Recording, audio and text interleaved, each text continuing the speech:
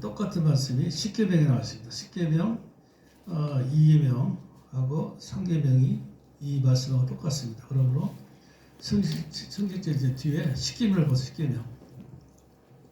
십계명 1계명부터 3계명까지가 이 출애굽기 20장의 말씀과 똑같아요. 그러니까 출애굽기 20장 말씀을 이 십계명으로 삼은 겁니다.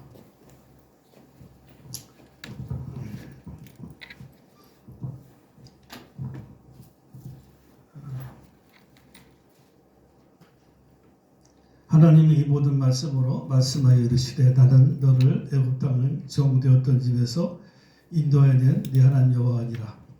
제1은 너는 나 외에는 다른 신들을 내게 두지 말라. 제2는 지금 제1, 2, 3말 없어요. 여기 제2는 너를 위하여 생긴 우상을 만들지 말고 또 위로 하늘에 있는 것이나 아래로 땅에 있는 것이나 땅 아래 물속에 있는 것이 그것의 어떤 형상도 만들지 말며 그것들에게 절하지 말며 그것들을 섬기지 말라.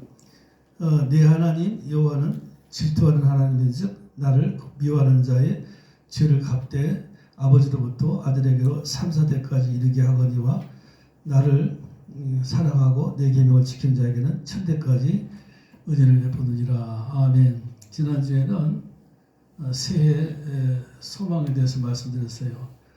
우리가 새해에는 계획을 세우는데 그것이 단순한 희망이나 공상이나 상상이나 망상이나 야망으로 끝나는 것이 아니고 새해 소망을 가져. 소망은 뭐니?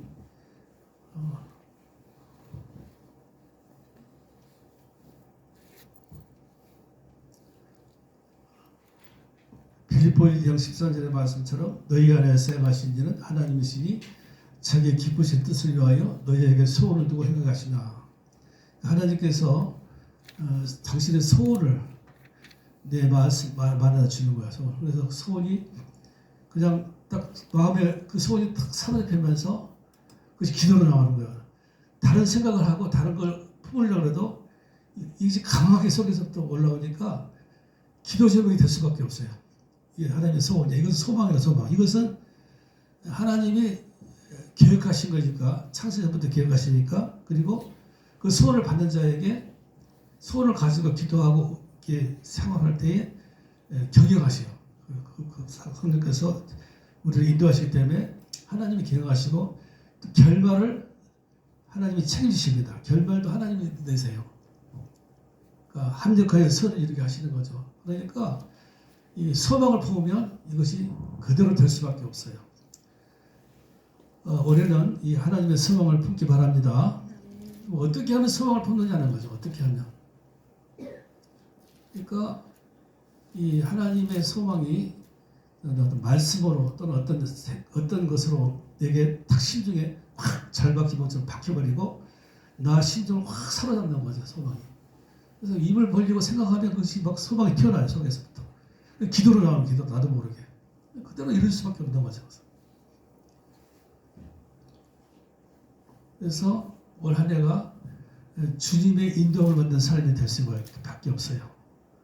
그래서 결국에는 성공하는 거죠. 물론 그것이 한 해로 끝날 수도 있고 오랜 동안 걸릴 수 있지만 어쨌든 올 한 해 그 소망이 다 이루어질 수도 있고 안 이루어질 수도 있고 그건 하나님의 역사인데 어쨌든 간에 끝에 가서는 합력하여 선을 이루어 주십니다. 자, 그럼 어떻게 소망을 이루느냐? 오늘 말씀 보면 좀 이렇게 이 말씀이요. 출애굽기 20장 말씀은 모세가 시내산에서 그러니까 가나안 땅에 들어가기 전에 모세가 시내산 올라가서 40일 금식 후에 하나님이 천사의 손을 빌려가지고 바위에다가 돌에다가 막 새긴 거예요. 그래서 돌판을 하나님이 만들어준 거예요. 그래서 돌판을 갖고 내려왔어요. 그 돌판이 바로 십계명. 그 십계명이 바로 출애굽기 20장에 나온 말씀이고 그 십계명을 지금도 이게 성경의 기록을 가지고 지금도 아마 영원토록 세상 끝날 때까지 이 십계명을 그대로 이제 기록했죠. 그래서 그때나 지금이나 구약의 유대인들이나 예수님 오실 때나 지금이나 앞으로도 이 십계명을 꼭 지켜야 돼요. 지키라고 이게 준 거예요. 십계명. 10가지 계명 꼭 지켜야 된다 하는 거죠. 그 중에서 이제 오늘 1계명, 2계명이 나오는데 다른 신을 두지 말라. 1계명이죠. 2계명은 우상을 만들지 말라 하면서 여기 보니까 그것들에게 절하지 말며 그것들을 섬기지 말라. 그러니까 뭐 우상. 그때는 이제 뭘 만들어가지고 우상을 섬겼는데 지금은 우상이 뭐냐? 주님보다 더 사랑하는 게 우상이야. 그러니까 주님을 우선적으로 섬겨야 되는데 주님도 섬기고 주님을 버린 거 아니에요. 완전히 떠난 건 아니에요. 우상이라는 것은 완전히 떠나버리면 불신자죠. 불신자는 우상 안 섬겨요. 불신자는 그냥 마귀의 종이니까 그 자체가 그냥 주인이야. 하지만 우상이라는 것은 주님을 섬겨 주여 하면서 또 다른 걸 섬기는 다른 건데 사실은 자기도 모르게 그것이 우상이 되어버려. 그러니까 돈도 우상이 될 수가 있고 사람이 될 수 있고 남편이 될 수 있고 자식이 될 수 있고 최종적 명예가 될 수 있고 권세도 될 수 있고 최종적으로는 자기 몸뚱어리가 우상이 될 수가 있어요. 자기 몸뚱어리가 최고될 자기 배가 성경에 나오죠. 배를 우상으로 삼는다고. 그래서 이런 자들에게는 질투하는 하나님이 즉 미워하는 자, 미워한다고 표현해요. 미워한다. 그러니까 하나님이 특별히 입으로야 사랑합니다 뭐 하지만 그걸 섬길 때 그걸 미워하는 거예요. 그렇지 어디가 제일 무서운 게 입으로 막 사랑하네 하면서 뒤에 가서 배신되는 게 제일 미워하는 거죠. 그렇죠? 그러니까 마음속으로 이제는 주님 우선적으로 섬기지 않을 때 그걸 미워한다고 하고 미워할 때 죄를 갚되 죄값을 물겠다는 거죠. 아버지로부터 아들에게 3, 4대까지 성경은 1대를 100년이라고 해요. 100년 1대. 그래서 3, 4대는 300년, 400년까지 가겠다. 아버지, 자식, 자손까지 그 죄값을 물겠다는 거죠. 그러니까 그 본인이 아버지가 죄를 지으면 그걸 끝나는 게 아니고 자식에게 자손까지 묻겠다는 거예요. 병 같으면 병이 유전된다든지 가난 같으면 가난이 유전된다든지 근데 죄로 인한 저주가 그대로 대물림 되겠다는 거예요. 이게 이제 말씀이 나오는데 반면에 나를 사랑하고 계명을 지키는 자에게는 천대까지 은혜를 베푸니라. 천대는 대교로 치면 천, 만, 십만, 백만 년인가 엄청나죠? 만년이니까 천년, 만년, 천년, 만년 복을 주겠다는 건데 실제로는 이 세상에 살면서 100살 이상 살 수도 없고 1000대까지 살 수도 없고 이 말이 무슨 말씀이냐 문자대로 해석하면 이게 해석이 안 돼요. 1대도 살기 힘든데 100살 뭐 살기 힘들잖아. 100살도 겨우 어떻게 사는데 1000대까지 은혜 베푼다. 국가로 말하면 이제 개인적으로 말하지만 국가라는 것은 국가도 말이에요. 국가도 1000대 국가도 1000대까지 버티는 국가가 있나? 대부분 망하고 또 교체되고 그러는데 어쨌든 이 말씀을 문자적으로 해석할 수는 없고 무슨 뜻이냐? 참 해석이 어려워요.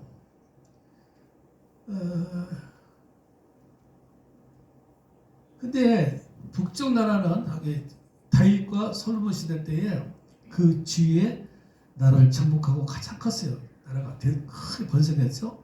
하지만 솔로몬 이후에 아들 때 가서부터 나라가 두 쪽으로 쫙 나눠졌어요. 그러면서 북쪽은 이제 200년 만에 망해버리고 아수르라는 나라에 확 뻘떡 망해가 거기다가 국민들이 다 바꿔졌어요. 나중에 그리고 이주시켜버리거든.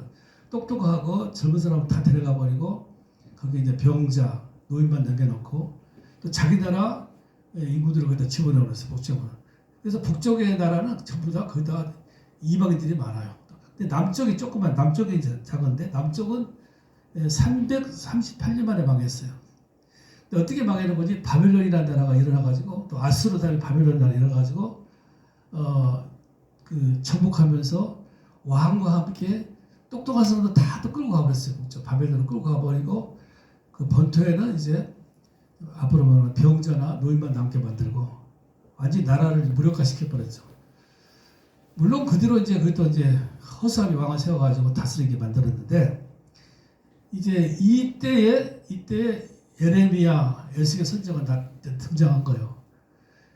70년 동안 포로 생활을 했어요. 많은 국민들이. 그래서 70년에 3번에 걸쳐서 돌아왔죠. 기원했죠.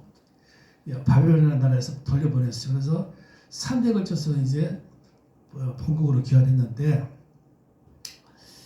이러다가 또 이제 하다가 나중에 예수님 오신 뒤로 로마에서 또 완전히 또 망해버렸죠. 로마에서 이스라엘은 계속 섰다가 망하고 그래요. 근데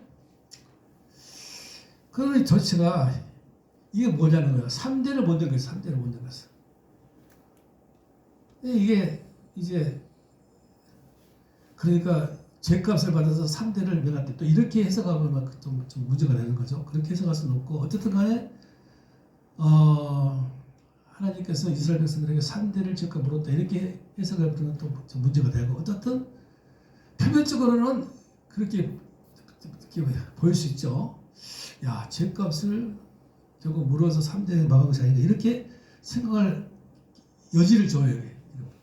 이 이스라엘 역사가 어쨌든 간에 1000대까지 이들 베푼다는 말씀은 하나님께서 그만큼 순종을 강조했다고 보세요. 순종하라는 거죠. 순종만 하면 죄값을 묻지 않겠다 그런 뜻이 될 수 있는데 또 이스라엘 백성은 그렇게 받아들여가지고 이스라엘 백성들은 헛되이 순종하려고 애쓰셨죠. 또 실제로 하나님 말씀을 주야로 묵상하고 집에다가 대문에도 붙이고 문설에도 붙이고 이마에도 이렇게 달고 다니고 팔목에 달고 다니라 그랬잖아요. 그래서 이스라엘 백성은 그 말씀대로 주야로 말씀을 묵상하고 열심히 가르쳤어요. 말씀을 묵상하고 가르쳐라 그랬거든요. 그래서 실제로 이스라엘 백성들은 그 아침에 일어나서 가정 예배를 꼭 드렸어요. 그래서 이 성경 자체를 계속해서 이제 가족끼리 배우는 거죠. 그래서 이스라엘 백성들은 무식한 사람이 없어요. 글 모르는 사람이 없어요. 히브리 어려운 말을 구약은 히브리어 돼 있죠. 히브리어. 근데 히브리어가 어려워요. 그래서 어릴 때부터 그냥 성경에 꿀을 발라가면서 애들한테 꿀을 발라가면서 성경 말씀을 달다 그래가지고 막 꿀을 하게 만들었어요. 그래서 어릴 때부터 성경을 막 외우게 만들었고 보통 성경을 다 외워보내요. 그냥 하도 많이 읽으니까. 그리고 지금도 이스라엘 백성들은 오전 수업은 성경 수업입니다. 오전에 공부 안 해요. 오후부터 공부시켜요. 오전에 무조건 성경 공부. 그러니까 이스라엘 백성들은 성경 박사들.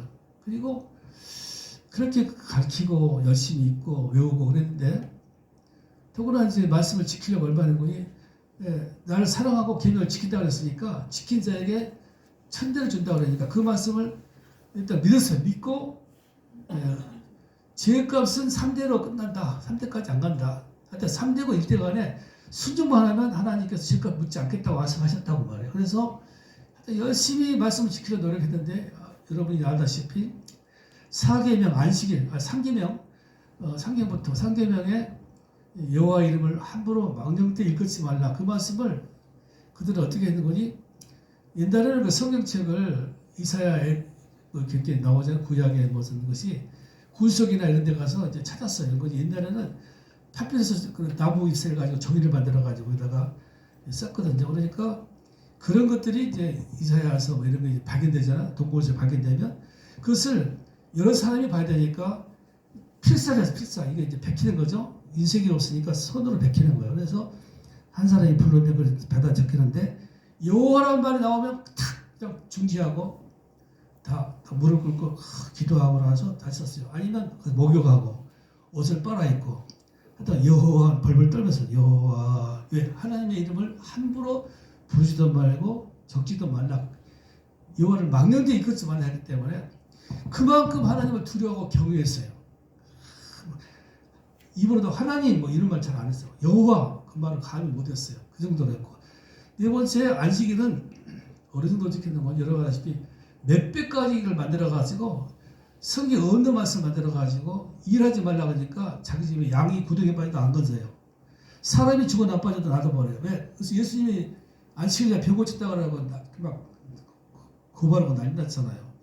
그리고 그때도 우산도 안 쓰고 차도 안 타고 지금도 유대가 그 이스라엘에 가면 엘리베이터가 없어요. 아무 높아도 엘리베이터 못 타요. 엘리베이터 가동을 안 시켜요. 아예 왜 그것도 일이라고 생각했기 때문에 비가 와도 우산도 안 쓰고 무거운 것도 안 들고 하여튼 무조건 일 안 하는 거야. 왜? 안식일을 거룩히 지키고 노동하지 말아 했거든요. 그 정도로 굶어 죽어도 일 안 하는 거야. 무조건 그냥. 왜? 말씀을 지키라고 했었기 때문에. 그래야 복을 받는다고 생각했기 때문에. 실제로 그렇게 살았단 말이야. 그런데 왜 이 사람들이 이렇게 망했냐는 거야. 물론 그 중에 개인별로는 성공한 사람도 있겠고 뭐 잘 사람도 있겠고 은혜 받은 사람도 있겠지만은 국가적으로 볼 때는 여튼간 아수르 바빌론에 할 때 싹 끌려갔거든. 거의 다 왕부터 시작 다 끌려가서 저게 포로가 되고 수많은 사람이 죽었단 말이에요. 비참하게 됐단 말이에요. 근데 이 성경은요, 하나님이 이렇게 말씀하시지만 또 하지 않는 말씀이 있어. 그 차후에 나중에 하신 말씀이에요. 이게 바로 이제 이 에레미야서와 에스겔서에 나오는 말씀이에요. 이 에레미야는 뭔거지? 이게 나중에 나오는 말씀, 나중에. 언제 나온 거지? 이스라엘에서 망한 뒤에, 바빌론 포로로 끌려간 뒤에, 그때 이제 에레미야 선지자와 에스겔 선지자가 있었어요. 그때 활동했어. 그때 에레미야가 그런 거지. 물론 에레미야나 에스겔이나 막 왕들이 막 가두고, 뭐 어떤 선지자는 막 톱에 썰려 죽고 그랬어요. 핍박을 당했어요. 눈물의 선지자죠. 옛날 이제 이 사람은 처음부터 망한다 그랬어요. 망한다 그러다가 망하고 나서부터 이제 처음부터 망한다 하니까 다른 선지자들은 전부 다 잘 된다 그러는데 이 사람은 계속 망한다 그러고 에스겔도 망한다 그러다가 나중에 진짜 망하고 나서는 이제 희망의 말씀을 전하는 거야. 이제 보라 날이 이르니 내가 이스라엘 집고 있는 집에 새 여장을 맺으리라 하면서 이제 이 여장은 내가 그들의 조상들의 손을 잡고 애굽 땅에서 인도해야 되던 날에 맺은 것과 같이 아니할 것은 내가 그들의 남편이 되었어도 그들이 내 여장을 깨뜨렸습니다. 여호와의 말씀이라. 그러나 그날 이후에 내가 이스라엘 집과 맺은 여장은 이러하니 곧 내가 나의 법을 그들의 속에 두며 그들의 마음에 기록하여 나는 그들의 하나님이 되고 그들은 내 백성이 될 것이라. 이 말씀은 앞으로 이제 바벨론에 의해서 이제 다 해방될 거다. 포로로 갔던 사람이 다 돌아오게 되고 이스라엘나라가 다시 독립하게 될 거다. 이거 지금 말씀하는 거예요. 에레미야가 나중에 선포한 거야. 하나님께서 우리를 해방시켜 줄 것이다. 그러면서 새 언약을 맺게 되는데 에스겔도 마찬가지로 에스겔 선지자도 이렇게 이제 얘기했어요. 근데 여기서 무슨 말씀을 하는 거니? 새 언약이 뭐니? 나의 말씀을 법이나 말씀이죠. 말씀을 그들의 속에 두고 그들의 마음에 기록할 것이다. 이상한 말씀이었어요. 그러니까 결국은 마음이 풀어질 거라는 거죠. 돌 같은 마음들이 풀어지고 말씀이 돌 같은 마음에는 말씀이 안 들어가는데 말씀이 풀어지면서 그 말씀이 백성 속에 들어가게 될 것이다. 이런 말씀을 했어요. 그리고 내가 그들에게 한 마음을 주고 그 속에 새 영을 주며 새 영이라는 것은 성령이죠. 성령이 새로운 성령이 그 속에 들어가게 돼요. 그때는 성령은 특수한 사람이 들어갔죠. 다윗이라든지 이사야, 에레미야 이런 사람이 들어가서 말씀을 받아가지고 말씀을 전했잖아요. 그때는 말씀을 아무나 받은 게 아니고 특수한 사람만 말씀을 받았어요. 특수한 사람만. 모세, 여호수아, 이사야, 선지자들. 성령이 들어가서 그때는 성령이 않고 하나님의 영이라 하나님의 영이 들어가가지고 그들이 충만하게 되면서 이제 말씀을 막 전하는 거죠. 백성들에게. 그 속에, 그러니까 이게 그들이라는 것은 이제 전체 백성들에게 다 들어가게 되고 그 몸에서 돌 같은 마음을 제거하고 사처럼 부드러운 마음을 주겠다. 또 이런 말씀 하는 거야. 이게 무슨 말씀이냐? 결국은 이게 이제 구약을 읽으면서 문자 그대로 해석하지 말고 이 말씀은 예수님 오셔서 이루어질 걸 말씀하는 거야. 그런 말씀이 많아요. 그러니까 구약의 말씀 중에서 예수님의 예언, 예수님이 태어나실 것과 많잖아요. 이사야 53장에 예수님이 태어나실 걸 말씀하셨잖아요. 예수님이 태어나실 거, 예수님 오셔서 이루어질 일을 자꾸 구약에서 예언하는 거죠. 계시록뿐만 아니라 구약에도 많아요. 그런 것이. 그래서 성경이 어려운 거예요. 이게 이제 앞으로 예수님 오셔가지고 오순절날 성령 충만 받을 것을 말하고 그냥 성령 받는 게 아니라 성령의 충만. 이건 오순절 성령 충만 받게 되고 그러면 이제 부드러운 마음으로 말씀이 그 속에 박히는 걸 말해요. 오순절날 성령 충만 받고 나면 백성들이 이제는 말씀이 그 속에 박히는 것이다. 돌 같은 마음을 가지면 안 박히는 거죠. 이걸 하는 거야. 이것은 망하고 나서 지금 주님께서 말씀하신 거예요. 미리 이 말씀을 했더라면 이스라엘 백성들이 이제 눈치를 채고 무조건 그냥 성경이 있고 그냥 무조건 선정한다고 되는 게 아니구나. 왜? 우리는 타락한 본성을 가졌기 때문에 돌같은 마음을 가졌기 때문에 말씀이 속에 들어오지 바뀌질 않는 거야 지금 이스라엘 백성들은. 유대인들은 말씀이 바뀌지 못했다고 말해야죠. 그래서 오순절날 예수님이 오셔가지고 오순절 성령 충만 받고 나서부터 그때 말씀이 바뀔 것이다. 이제 그 이야기하시는 거예요.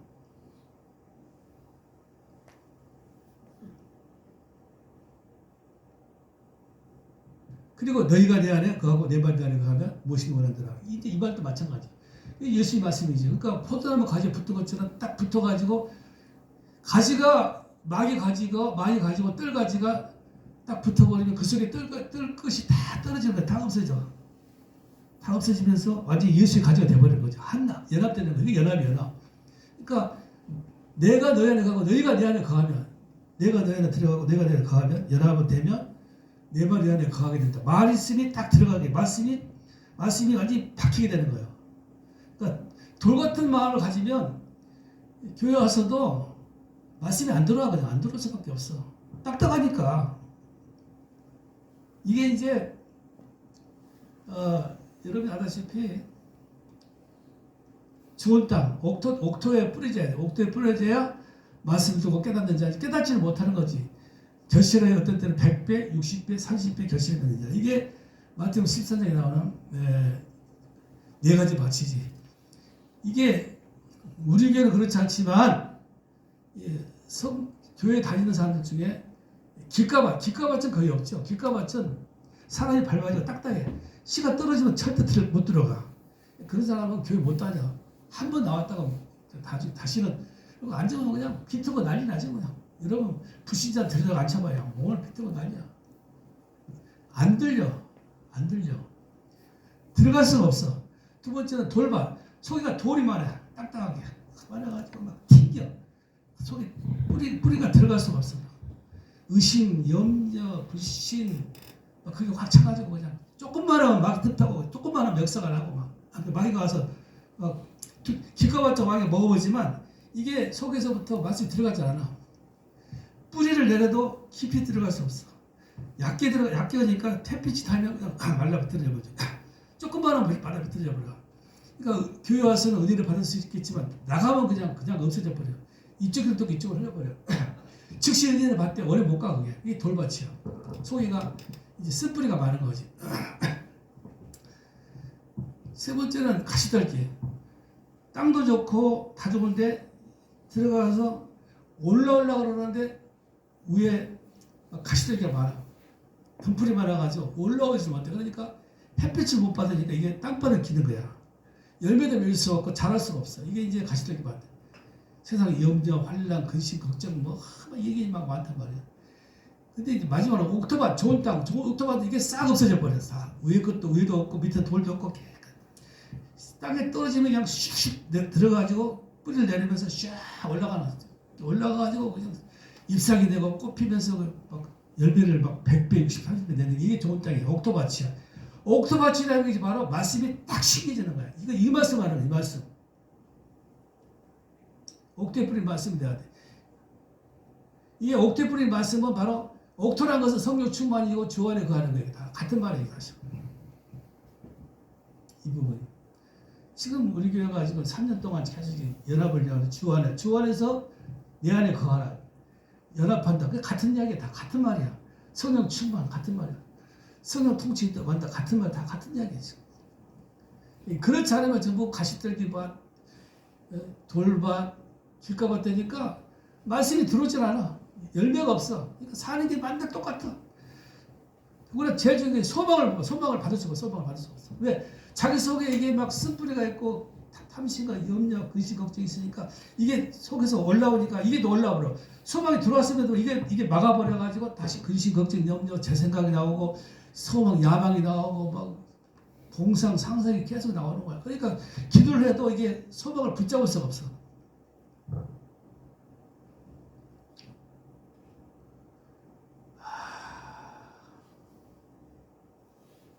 예수님께서 하나님께서 이스라엘 백성들에게 망하고 나서 이 이야기를 하는 거예요. 망하고 나서 이 이야기를 지금 망하고 나서 하는 거예요. 이야기는 예수님 오셔갖고 하신 말씀이고 예수님 오셔갖고 이런 말을 썼어요. 옛날에는 이런 말씀이 없었어. 구약에서는 이런 말씀을 듣지도 못하고 알지도 못하고 주 안에 거한다, 연합한다. 감히 하나님과 연합해?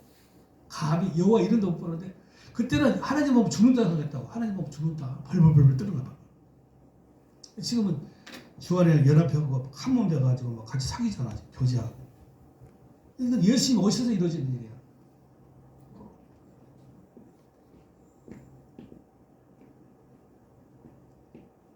그러므로 지금 이 십계명 이게 나올 때 죄값은 3대를 가고 은혜는 1000대를 베푼다. 이 말씀만 딱 갖다가 이만 한 말씀만 딱 붙들고 또는 지하로 말씀 묵상하고 막 열심히 읽고 외우고 그러면 된다. 이것만 딱 외우고 그 뒤에 오는 말씀, 그 뒤에 하시는 말씀 예레미야를 통해서 새 언약이 올 것이고 에스겔에게 새로운 성령 충만이 올 것이고 그 다음에 예수님께서 이제 말을 네 안에 거하라.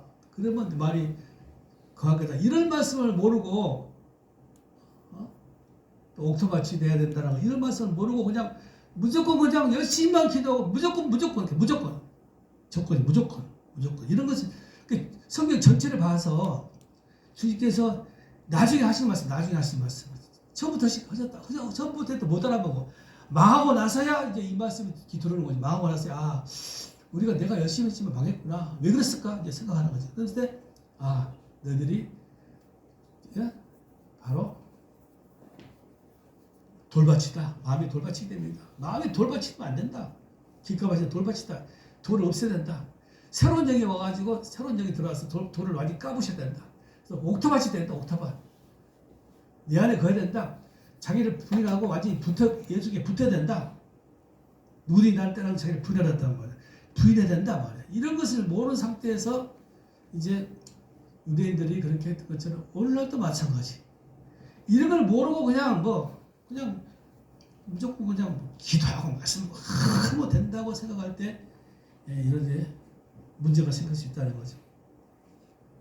물론 자기 나름대로는 다 뭐 지금 잘하고 있다 생각하겠지. 이런 말씀 귀에 안 들어오는 거지. 잘못하고 이제.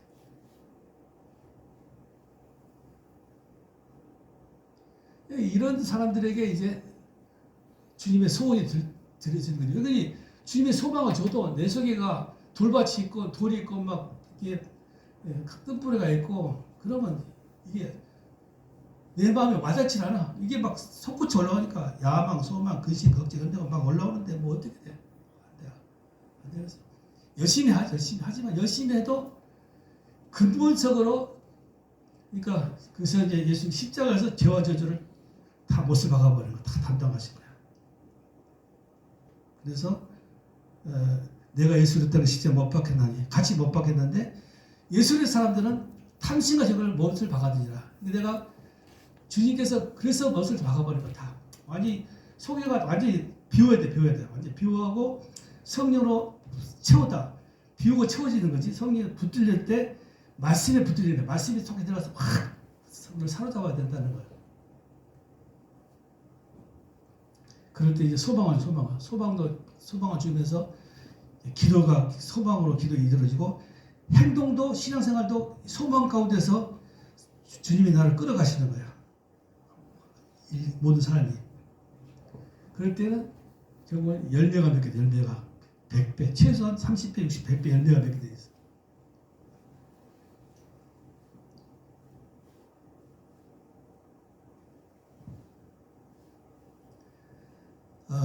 제가 다시 말씀드리지만 이게 이스라엘 백성들이 죄값은 내가 범이 아니라 했어요. 자꾸 또 태클 간 사람이 있으니까 이거 가지고 이스라엘 백성들이 왜 338년 할 때는 죄값이 이렇게 한번 따지고 들으니까 내가 분명히 말씀드렸어요. 이건 죄값이라고 볼 수는 없지만 그러나 그렇게 보이지 않냐 거야. 왜 1000배까지 베푼다는데 이거 안 됐냐 그 말이야. 그것은 분명히 이유가 있다. 그러면 예수님이 하나님께서 나중에 예레미야와 에스겔을 통해서 새 언약을 분명히 주신다고 했단 말이야. 이걸 왜 말씀했냐 말이야. 그리고 나중에 또 예수님이 오셔서 새 언약이 이루어졌어요. 주님께서도 내 안에 거하라고 하셨단 말이야. 그럴 때 내 안에 거하면 무엇이 원하는 대로 구하라 이룬다. 거하게 되면 소망을 받게 되고 다 이루어진다 말씀하셨다고 말이에요. 이걸 볼 때에 분명히 지금 내가 하고 있는 신앙생활이 문제가 있지 않나 한번 점검해 보시라고 말이에요. 그냥 안 들으려고 하지 말고 그냥 나는 그냥 잘하고 있다 지금 내가 예수 이름으로 예수 피로 막 성령 운동 막 성령 좀 받으면 되는 거지 뭘 복잡하게 이렇게 할 수 없는 거고 항상 우리 생각해 봐야 돼. 성경 흐름이 그렇죠. 성경 보면 분명히 이게 지금 그렇게 나와 있잖아 지금. 어떻든 오늘 말씀을 잘게 또 해석을 잘 하시고 성령에 붙들리기 바랍니다. 성령에 충만해. 성령에 붙들려서 성령의 내 생각을 사로잡아야 돼. 그래야 이것이 이게 왔습니다 하면서 순종하게 돼. 그래서 올 한해는 소망을 갖고 소망을 붙들고 소망에 따라 여러분들이 사랑으로 심고 여러분이 이렇게 이제 행함으로써 꼭 올해는 꼭 알 수도 있습니다. 그 하나님의 때와 하나님의 역사가 일어나니까 하나님의 때와 하나님의 방법을 하니까 소망 가운데 여러분의 모든 것이 100배, 300배 맺기를 주님으로 축복합니다. 기도해요. 할렐루야.